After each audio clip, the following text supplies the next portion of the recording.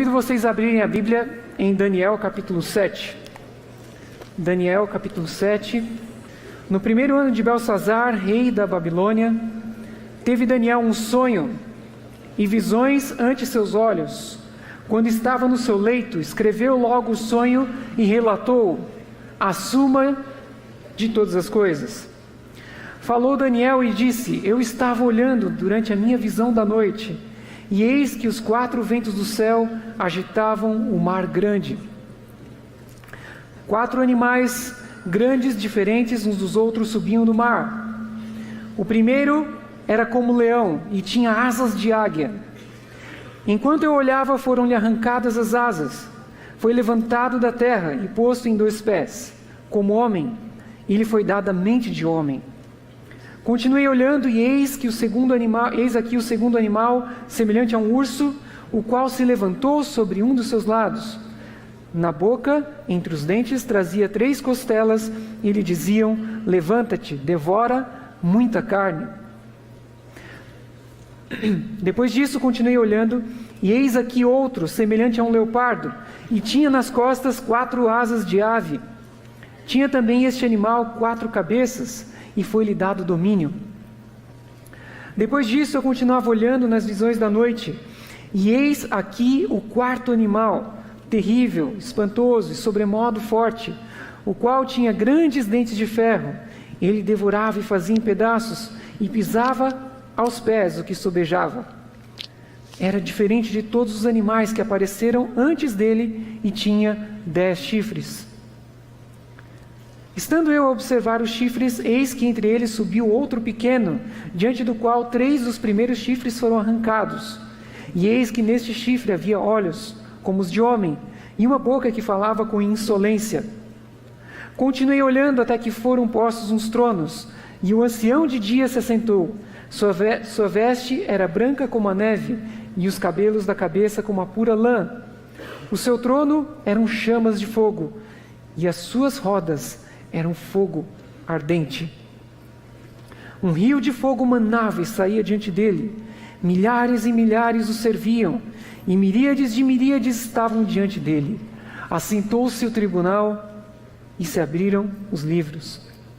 Então estive olhando por causa da voz das insolentes palavras que o chifre proferia. Estive olhando e vi que o animal foi morto, e o seu corpo desfeito e entregue para ser queimado. Quanto aos outros animais, foi-lhe tirado o domínio, todavia foi-lhes dada prolongação de vida por um prazo e um tempo. Eu estava olhando nas minhas visões da noite, e eis que vinha com as nuvens do céu, um como filho do homem, e dirigiu-se ao ancião de dias, e o fizeram chegar até ele. Foi-lhe dado domínio e glória e o reino, para que os povos, nações e homens de todas as línguas o servissem. O seu domínio é domínio eterno, que não passará, e o seu reino jamais será destruído. Queridos amigos, essa visão aqui é a visão fantástica, uma das visões mais fantásticas do livro de Daniel. Ela apresenta 4 bestas e o chifre pequeno, aqui num pequeno esboço, o juízo e o reino eterno do Filho do Homem, depois a interpretação do anjo, nos versos 15 a 27, e depois a impressão de Daniel. Daniel ouve tudo aquilo e fica confuso, ele não entende o que ele viu. Vejam que a visão foi dada no primeiro ano de Belsazar. Ela foi dada no primeiro ano do rei que estava para entregar o poder para os persas, e onde haveria a mudança de Babilônia para a Média Pérsia. E este capítulo, ele também constitui o coração do livro de Daniel. Ele integra todo o livro, porque, como eu disse, ele foi escrito em que língua? Vocês se lembram? Em aramaico. Ele foi escrito em aramaico. Mas ele é apocalíptico. A segunda seção foi escrita em hebraico e é apocalíptica. Então, ele sendo aramaico e apocalíptico, ele se liga à segunda seção. Ele sendo aramaico, ele se liga às narrativas que estão em aramaico. Então, ele é o centro nervoso do livro de Daniel. Um dos pontos mais elevados da Bíblia hebraica, segundo Lacocque, André Lacocque, o nome do autor, é a teofania. Ele apresenta a teofania mais explícita de Deus, onde descreve o cabelo de Deus, os olhos de Deus, as roupas de Deus, e nenhuma visão do Antigo Testamento tem essas características de mostrar uma descrição tão explícita, tão clara de Deus.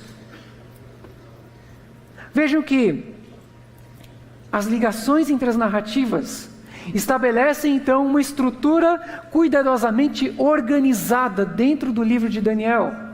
Muitas pessoas pensam que a Bíblia foi escrita por pessoas muito simples, pessoas que não tinham nenhum conhecimento, e simplesmente o Espírito Santo veio e iluminou a pessoa, e inspirou a pessoa, e a pessoa foi lá e escreveu, um download, né? E a pessoa foi lá e escreveu. Mas não foi assim somente.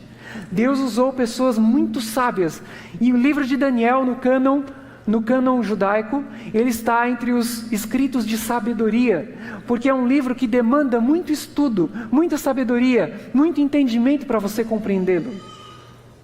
E há uma relação muito profunda entre os capítulos 2 e 7, o pastor Nastrini mencionou isso no início, porque o capítulo 2 inicia a sessão aramaica.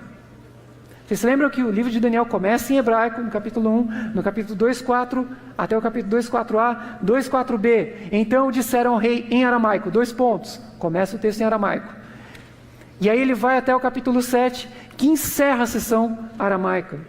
O capítulo 7 encerra a sessão aramaica do livro de Daniel e inicia a sessão apocalíptica, que depois prossegue em hebraico, como eu disse. E vocês podem ver aqui nessa tela.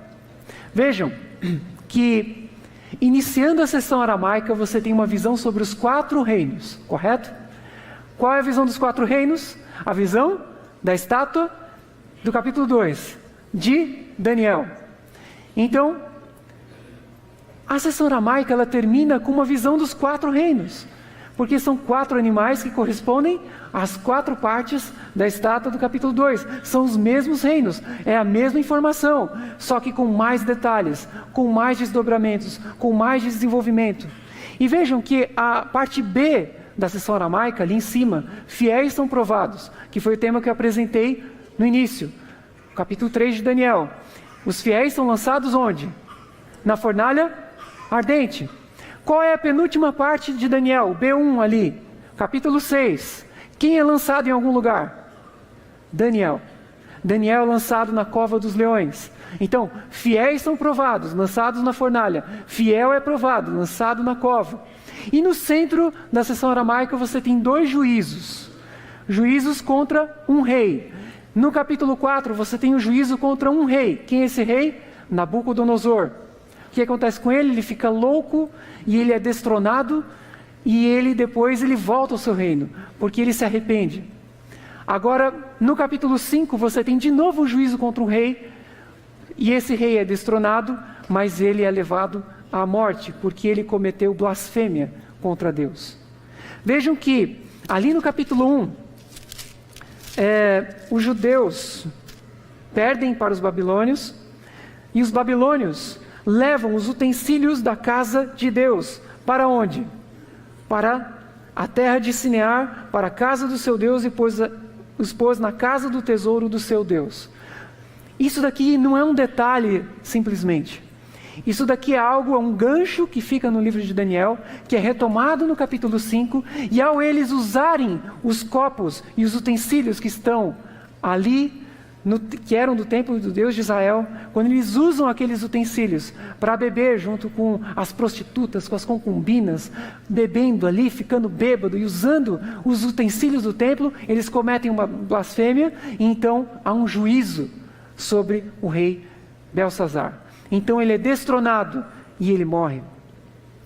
Então vamos para o próximo.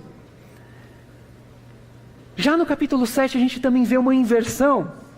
Vejam que nas narrativas, Daniel e os seus amigos, eles atuam nas cortes. Na corte de Nabucodonosor, na corte de Ciro, na corte de Dario e na corte de Belsazar.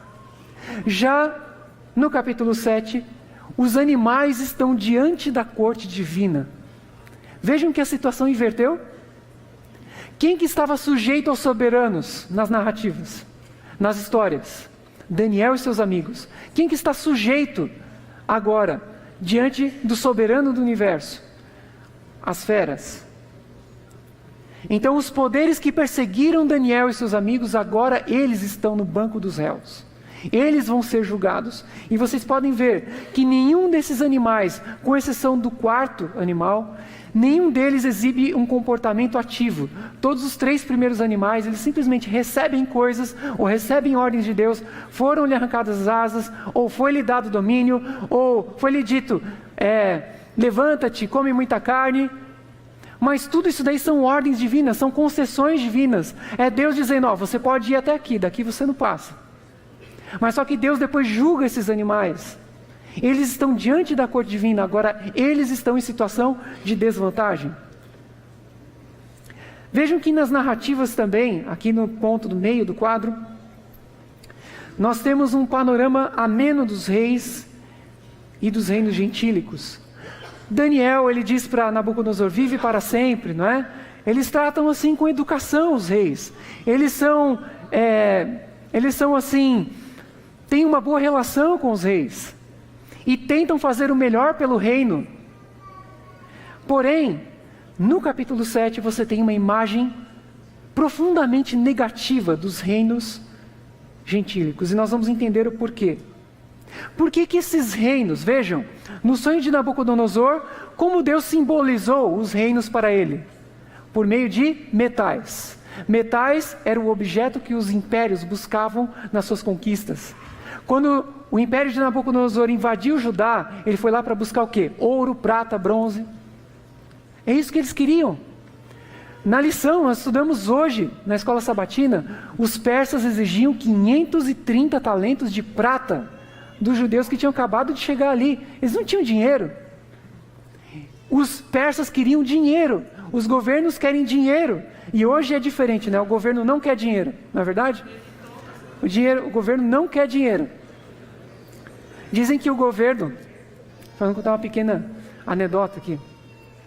Dizem que o governo é como se fosse um carro que fizesse 4 km por litro de gasolina. E a gasolina custasse R$10. Mais ou menos assim. Mas vejam, queridos, que o capítulo 7 ele apresenta uma imagem negativa dos reis gentílicos. E ele então traz essa imagem numa linguagem apocalíptica. E vejam que aqui em Daniel 7 é apresentada agora uma visão elaborada sobre o futuro, culminando numa época de crise e turbulência escatológica. Nossa, que frase difícil, não é? Vejam, é apresentado para o profeta o futuro com muitos detalhes e a culminância de uma crise escatológica. A palavra escatom quer dizer fim em grego. Então as coisas do fim, uma turbulência no tempo do fim. E nós temos os símbolos identificados em toda a Bíblia hebraica, em todo o Antigo Testamento, mas também com símbolos reconhecidos no Antigo Oriente Médio. É interessante, a gente às vezes pensa, né? Olha, símbolos de Daniel, os símbolos do Apocalipse foram feitos para as pessoas não entenderem. Só que eu imagino, se você pegasse uma pessoa, um babilônio daquela época, e você pedisse para ele explicar quem que era o leão alado, eu tenho certeza de que ele iria identificar a Babilônia. Tenho certeza. Mas vamos pensar um pouquinho. Em Daniel 7, assim como em Daniel 2, ele apresenta uma visão dentro de um sonho, uma visão onírica, que diz respeito a um esquema de 4 reinos. Então, 4 reinos em Daniel 2, 4 reinos em Daniel 7. Mas o contexto e a imagem, a imagética, são bem diferentes. Agora, quem que sonha? É um rei gentílico? Não, é o próprio Daniel. Daniel tinha dado a interpretação para o rei no capítulo 2. E Daniel recebe a visão e ele não sabe interpretar. Ué, cadê o dom profético do profeta? Cadê a iluminação divina? Quem vai interpretar o sonho para Daniel, quem que é? Um anjo intérprete, um ser sobrenatural. E aqui nós nos deparamos também com a simbolização animal. Vejam, as feras, ali no início ali do capítulo 7, eu não gosto muito de usar a palavra besta, né? Porque besta lembra uma pessoa boba, né? Lembra, se fala besta, eu vou atrapalhar vocês não vão entender o que eu estou falando. Né? Dizem que, uma vez o nosso editor-chefe disse que um país aí tinha que tomar cuidado para não dar uma de besta, né? Dar uma de besta. Bom, espero que não dê uma de besta logo, né? Seja bem lá no fim. As feras, vamos usar essa palavra, porque esse é o sentido original. As feras, elas são enormes. A expressão utilizada ela é uma expressão redundante no aramaico, que ela pega a palavra grande duas vezes, Rav Revan, ou seja, duas vezes ele usa a palavra Rav, que é grande, daí vem a palavra Rabi, daí vem a palavra Abraão, pai de muitos povos, etc. Você vê muitas palavras dessa construção. Elas são desproporcionais, são híbridas, o que lhes confere um aspecto assustador. Você já chegou perto de um leão? Já chegou, andou perto de um leão? Imagine você num campo aberto. Um amigo meu falou, ele era missionário na África, junto com os pais, e eles estavam acampando no meio ali do campo, lógico, e de repente ouviram um urro de um leão.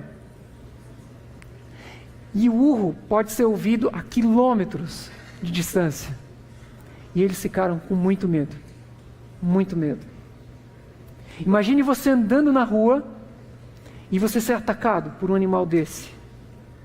Eles são animais monstruosos. Na Bíblia de Jerusalém utiliza essa palavra. São monstruosos, são feras monstruosas. E não são animais comuns. Tampouco são metáforas simples também. Não são simplesmente uma simbolização simples. Mas são símbolos compósitos, sofisticados, que representam reinos com traços teriomórficos. O que é isso? Traços animalescos. Desculpe usar essas palavras mais difíceis, porque eu quero que vocês entendam algumas coisas, e a gente vai explicar. Quando eu usar uma palavra difícil, eu vou explicar essas palavras. Então, são animais que têm traços teriomórficos. E você vê esse contraponto em Daniel. O teriomorfismo, ou seja, a forma animal, contra o antropomorfismo, que é a forma humana. Onde está a forma animal em Daniel 7? Até o versículo 8, você vê ali 4 feras, 4 monstros, 4 animais grandes, terríveis. A partir do verso 9, você vê figuras humanas. Quem que são as figuras humanas? Humanoides, né? Ou vamos dizer, com forma humana. O ancião de dias, ele tem cabelo, ele tem roupa, ele não é desproporcional, ele não tem 10 chifres. Ele não devora ninguém. Ele é humano, é civilizado. E você vê depois um semelhante a filho do homem. Então você tem figuras humanas versus figuras animais. Teriomorfismo versus antropomorfismo. E a gente vai explorar um pouquinho mais isso daí.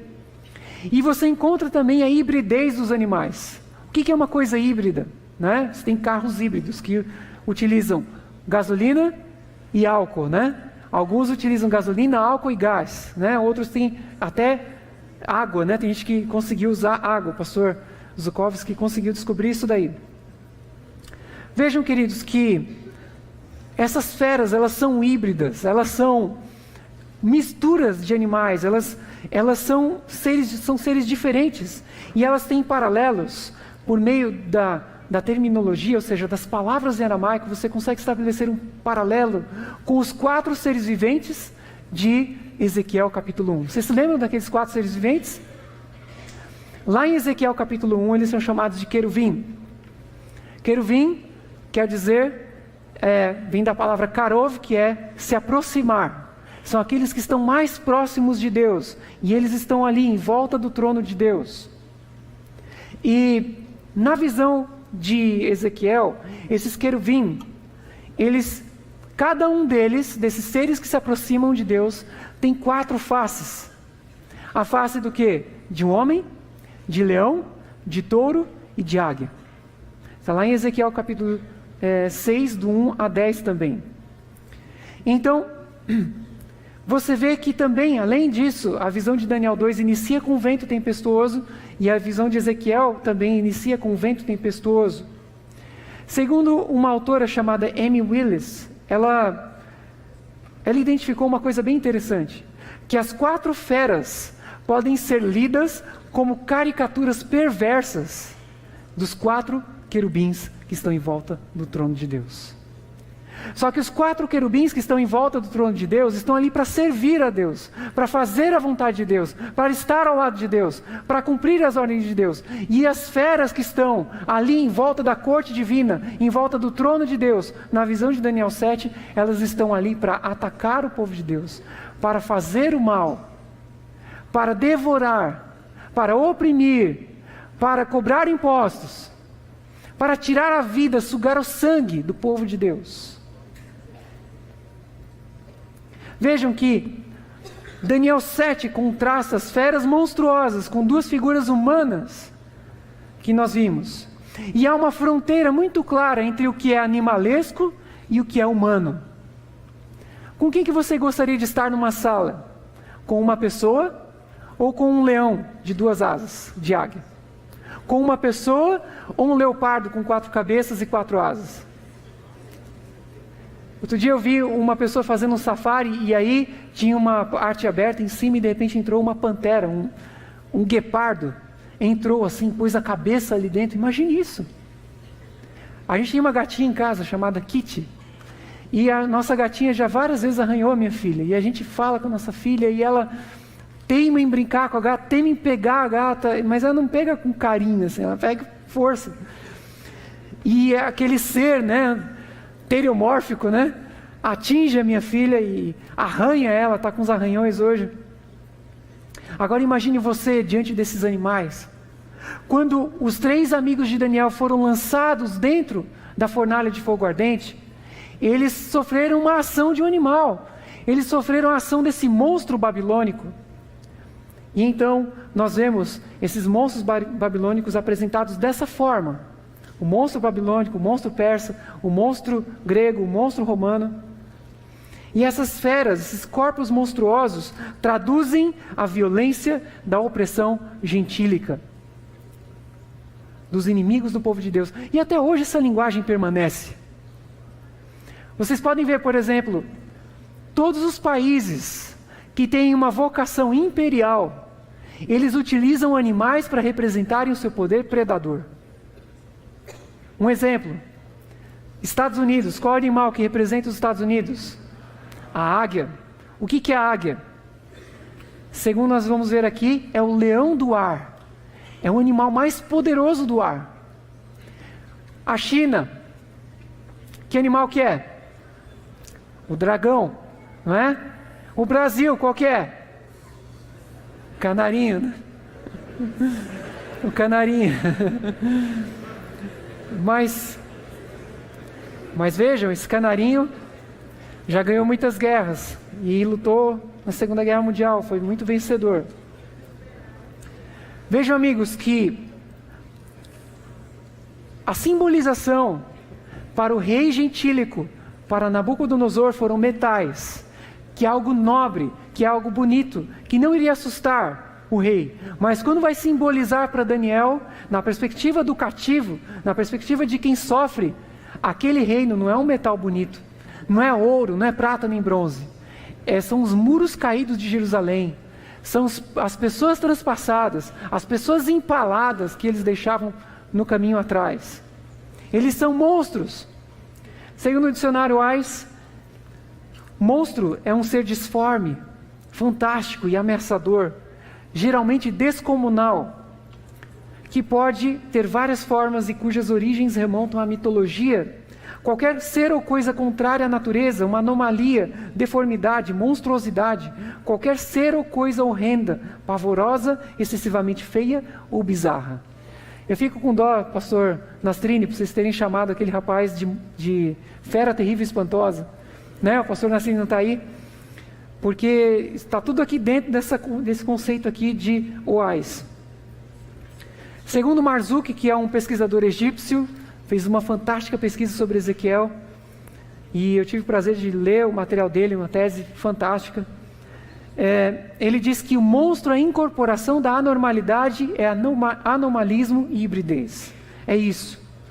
É um bicho com uma parte de um bicho, parte de outro bicho, você mistura tudo isso daí, uma parte é maior que a outra, ou tem 2 braços, 3 pernas, isso é monstro.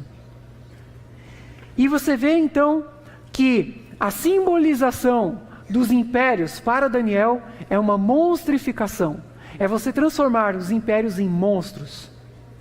E você vê aqui um aspecto transgressor. Por quê?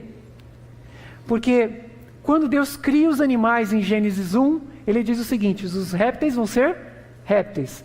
Os animais do ar serão animais do ar. Os animais da terra serão animais da terra. Cada animal segundo a sua espécie. E o que a gente tem aqui em Daniel? Vejam que em Gênesis, capítulo 1, verso 2, o vento de Deus, o Espírito de Deus pairava sobre as águas. A gente usa Espírito de Deus, mas a palavra ruach em hebraico, ela significa vento também. O Espírito Santo é o vento de Deus, e Jesus, quando falou para Nicodemos, o vento sopra onde quer, e você não vê o vento do Espírito Santo. Não estou falando que o Espírito não seja um vento, uma coisa, não é isso. Estou falando que a palavra Espírito é vento em hebraico. Pode ser traduzida como Espírito, pode ser traduzida como vento, pode ser traduzida como outras coisas. O vento de Deus sopra em Gênesis 1, verso 2. Ele prepara as águas para que das águas surja a vida. E das águas e da terra que está debaixo das águas surgem os animais, os répteis, os mamíferos, as aves, todos segundo a sua espécie. Em Daniel 2, o vento sopra de novo sobre o mar. Essa é uma cena que repete a cena da criação de Deus em Gênesis 1. Mas só que em vez de sair animais segundo a sua espécie, o que sai do mar? O que sai de lá? Animais misturados, animais com partes diferentes uns dos outros, animais monstruosos, espécies misturadas, contra exatamente Levítico 19:19, em que é dito ali: não misturareis 2 raças, não misturareis 2 raças de animais. É isso que diz lá. E há então uma punição contra esses animais, esses corpos transgressores, esses monstros, essas forças do mal. E aí então nós temos as feras. Primeira fera, nós já vimos, Babilônia. Depois Média Pérsia. Depois Grécia. E depois Roma. É essa a série. Babilônia, Média Pérsia, Grécia e Roma. Para anular Daniel, os críticos da Bíblia, aqueles que não acreditam que a Bíblia foi inspirada, eles dividem a Média e a Pérsia e eles colocam Babilônia em primeiro, Média em segundo, Pérsia em terceiro, Grécia em quarto. Para dizer que Daniel encerrou no 2º século antes de Cristo. Só que é engraçado, né? Eles fazem isso daí, só que eles não explicam Daniel 9, que é uma profecia sobre o Messias, que é uma profecia preditiva. Então não tem como você encerrar Daniel no passado. Não tem como você jogar Daniel como se fosse um livrinho de história do passado. É um livro que fala do futuro. Vejam, o monstro então que aparece, o primeiro monstro é o monstro leonino. E essa é a minha pesquisa, que o pastor Gilson mencionou. E sobre esse assunto aqui, pastor, foram 250 páginas sobre esse monstro aqui. Os primeiros 4 versos de Daniel. O segundo animal que aparece no capítulo anterior aparece um leão. Daniel é jogado nas covas dos leões. E é então, o primeiro animal que aparece em Daniel 7 é um leão alado. E é um leão com asas de águia, os mais nobres animais da terra e do ar. Águia mais leão significa velocidade e força. O leão é um animal dourado, solar, porque você tem o rosto dele e a juba. Em todas as culturas do mundo, o leão é um ser nobre que geralmente é utilizado para representar a realeza, e ele é associado ao ouro, e ele tem paralelos com o ouro da estátua de Nabucodonosor, no capítulo 2. E você tem inúmeras representações em imagens e textos do Antigo Oriente Médio, que nós vamos ver daqui a pouquinho. Aqui, algumas imagens. Estamos vendo aqui. Bom, essa é a peça mais antiga com a figura de um leão conhecida na história humana. É a paleta do campo de batalha. E nessa paleta, você tem ali um leão atacando as pessoas. É uma guerra acontecendo. E esse leão, na verdade, representa o rei.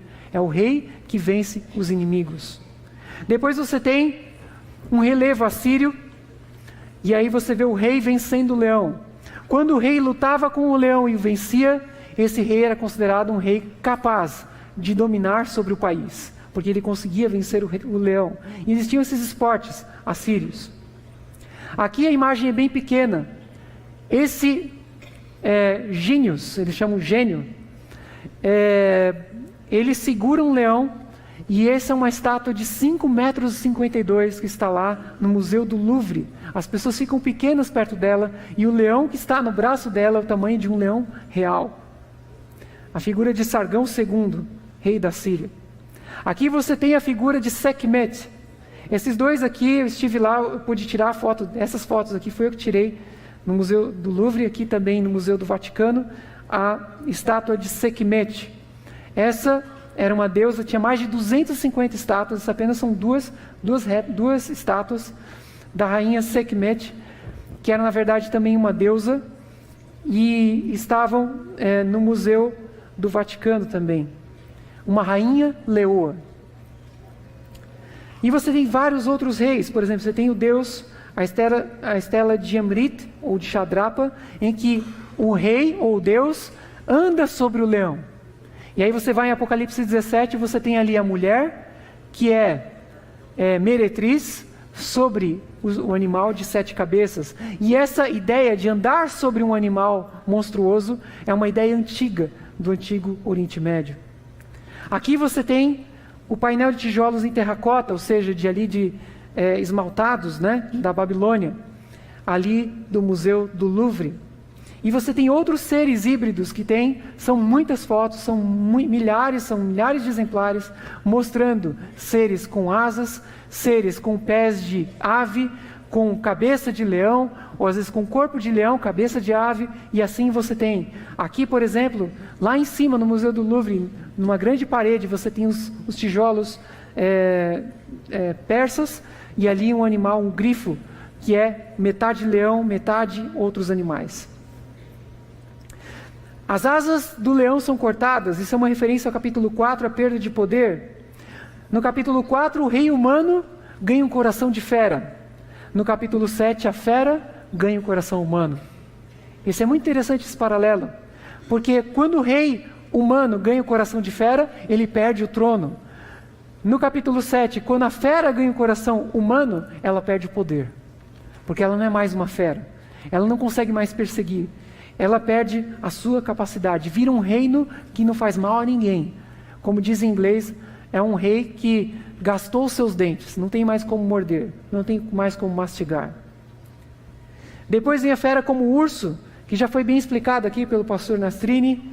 São os medos e persas, um povo maior que o outro. O urso anda de um lado mais que o outro, então os persas são mais fortes que os medos.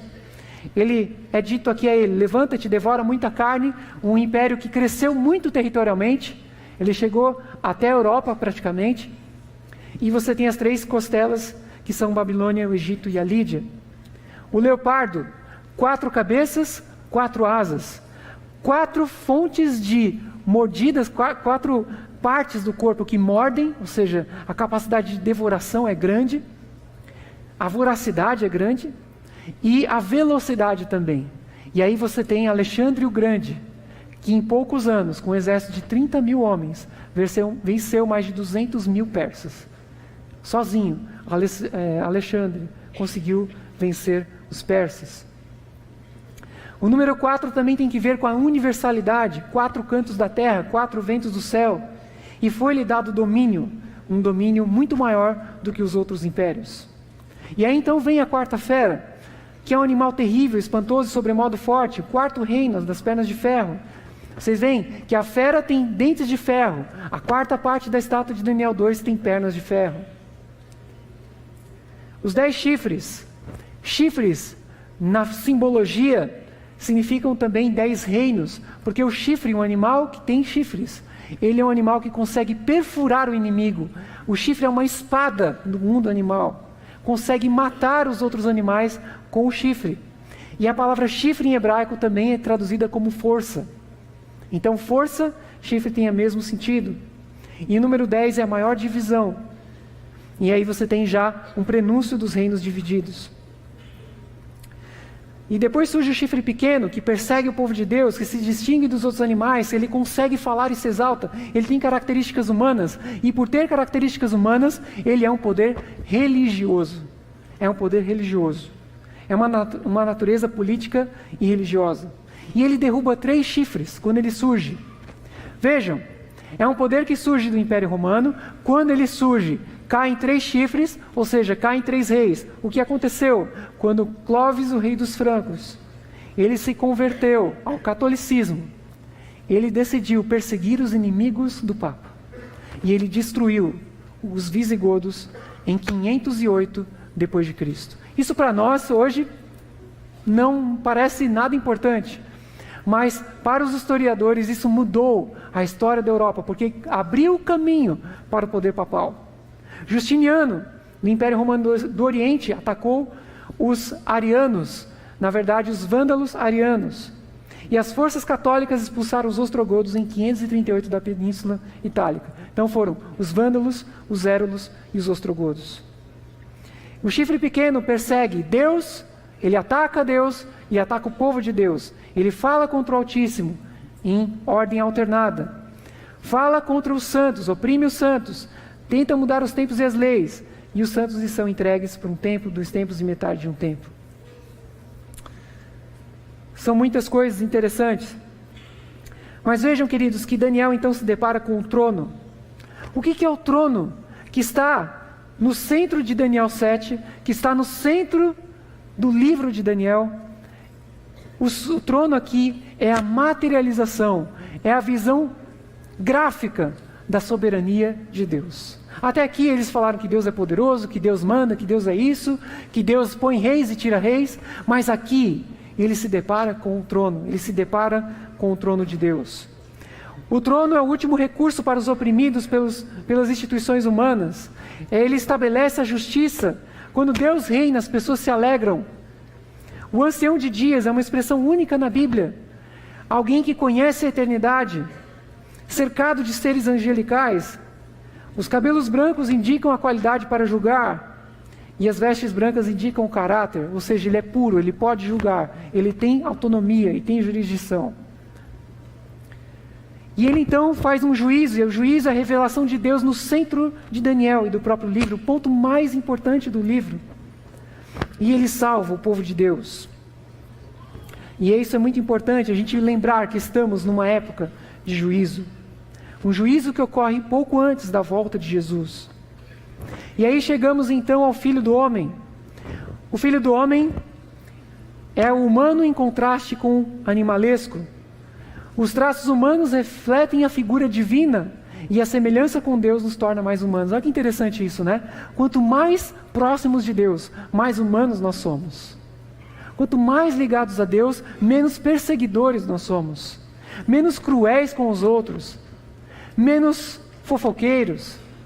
Menos violentos. Menos nervosos. Menos animais, não é? Teve alguém que falava que gostava de pregar sobre profecias, mas tinha besta no coração, tinha uma fera no coração, não é? Quando a pessoa muitas vezes é um religioso que trata os outros mal, que briga no trânsito, que buzina para os outros e xinga. Essa característica, essa imagem não é a imagem de Deus, é a imagem de uma fera traduzida pelo pecado e traduzida por Satanás na nossa vida. A crueldade e a perseguição apagam no ser humano a imagem de Deus e o tornam animalesco. E é isso que não pode acontecer com você, isso que não pode acontecer comigo também. Nós não podemos nos tornar a imagem dos animais, mas a imagem de Deus. E aí ele vem nas nuvens, e a palavra vir ali, daí vem a palavra advento, é da palavra atá, em aramaico, que é a palavra vir. E aí você tem a palavra Senhor. A palavra Senhor em aramaico é Maran. Junta as duas. Maran, atá. Maranata, que o pastor Gilson falou agora há pouco. Vem, Senhor. E essa expressão domina o Novo Testamento, porque o Filho do Homem vem nas nuvens dos céus. E eu chego aqui, queridos, a esse grande momento, O mundo passa a pertencer a Cristo, que recebe todo o domínio. Ele estabelece o reino de Deus. Ele é o agente da criação. Ele é o agente da redenção. Ele foi questionado por Satanás. Ele vem e vence Satanás. Ele é Miguel. Ele é o vencedor.